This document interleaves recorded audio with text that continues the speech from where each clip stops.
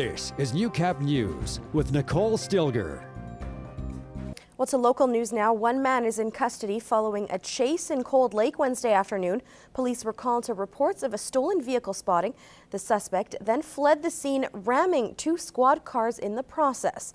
The chase ended at the intersection of 51st Ave and 41st Street.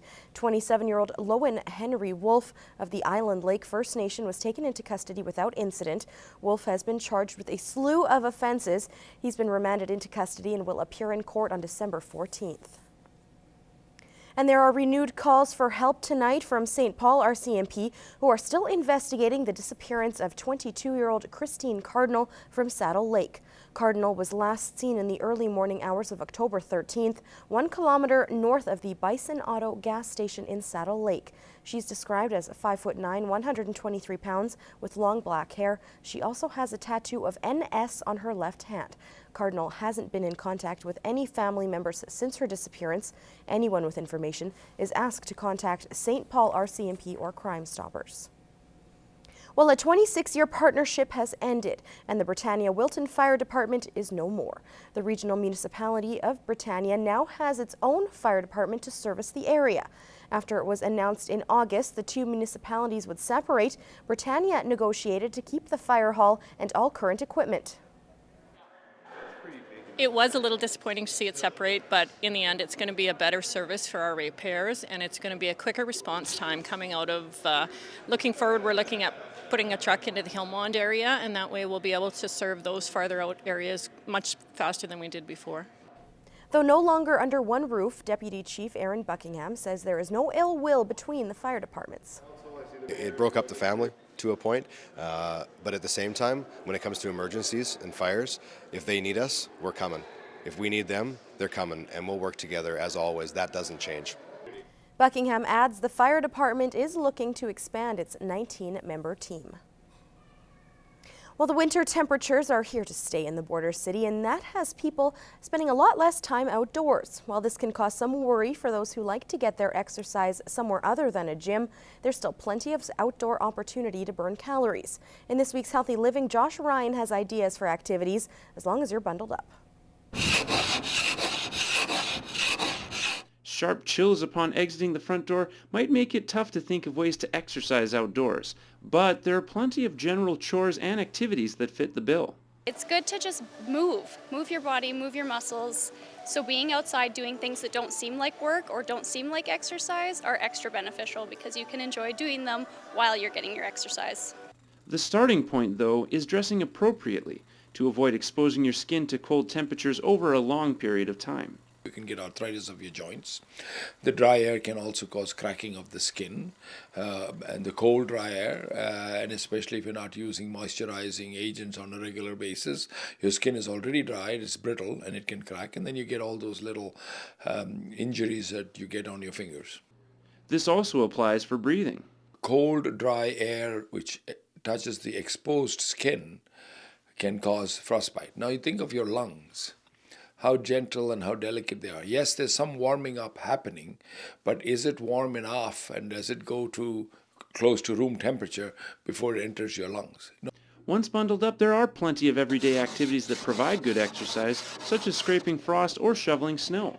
Shoveling your driveway or a sidewalk is good. It uses those upper body muscles and it does increase heart rate. And for a little more fun, try hitting the sled slopes for a few trips up and down the hill, though use caution if you're new. It depends on if you're doing it on a regular basis or you're just going to start it the first time and get up and do it. Josh Ryan, Newcap News. Well, most people look forward to spending time with their families during the Christmas season. The Bonnyville Pontiacs will be spending time with each other on a bus, a lot of time.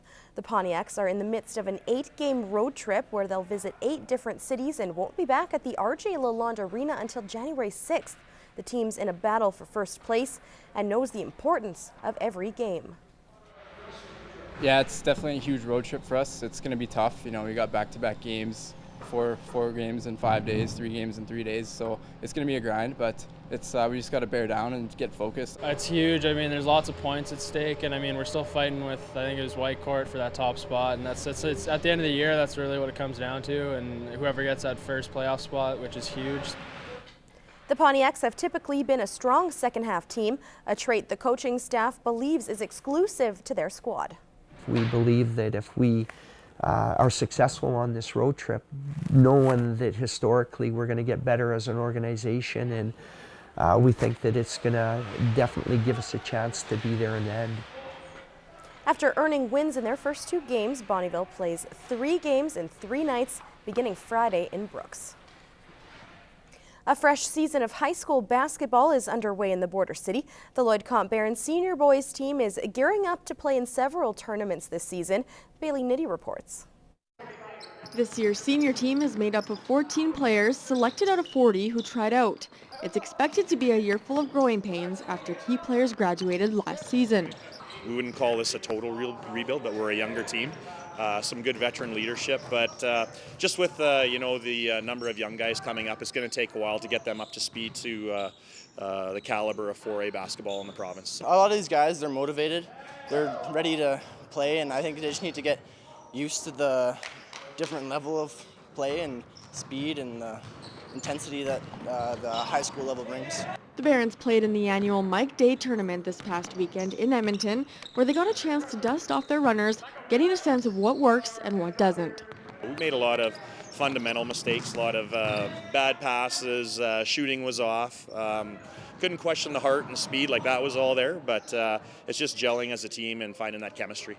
The Barons are strictly a tournament-based team, which means they'll travel most weekends during the season to compete against high schools from all over Alberta. We play in 11 tournaments throughout the season, which will probably give us about 36 to 38 games, and that'll get us ready for provincials. With this young team, it might be a little bit of a struggle, but it also might turn out to be great. I just got to do my best to do what I can do, and hopefully it'll turn out quite well. The Barons are heading to Camrose this weekend to play in the Boston Pizza Cup. After that, they'll compete in one more tournament in Edmonton just before the Christmas holidays. Bailey Nitty, Newcap Sports. The Midwest region is in winner's row again following this year's Agribition in Regina. In this week's Agri Report, Gerard Lampow finds out how this win will strengthen the Simmental breed for many years to come. Showing cattle is all about is letting people see the type of cattle that you raise. It's never about winning the ribbon. It's just marketing your cattle. Randy Noble is a second-generation purebred Simmental producer in the Hillmont area. At this year's Agribition in Regina, his 10-month-old bull, Captain Scream, beat out all breeds in his age group to clinch the President's Classic. We are going to keep the bull and use him in our own program, but we've had enough interest in him that there was other purebred breeders that were wanting a piece of the bull, and the way we can do that is sell semen packages on. Captain Scream will make the trip to Alta Genetics in Balzac, Alberta, where he will spend the next 3 to 4 months. Semen is sold by the straw, and a package of 40 to 50 straws could cost about $4,000.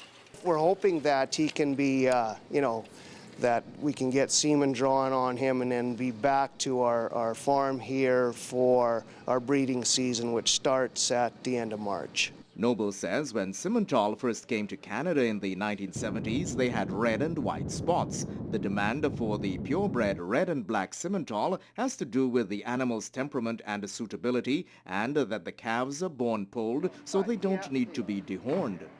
The red and black Simmental are a result of crossbreeding. So they crossbred a full-blood Simmental with probably Angus cattle, and then they work their way up to be purebreds. So Noble calves about 230 head of cattle on 5,000 acres of land, while his prized bull Captain Scream is in Balzac. Cows will be preg-checked ahead of calving.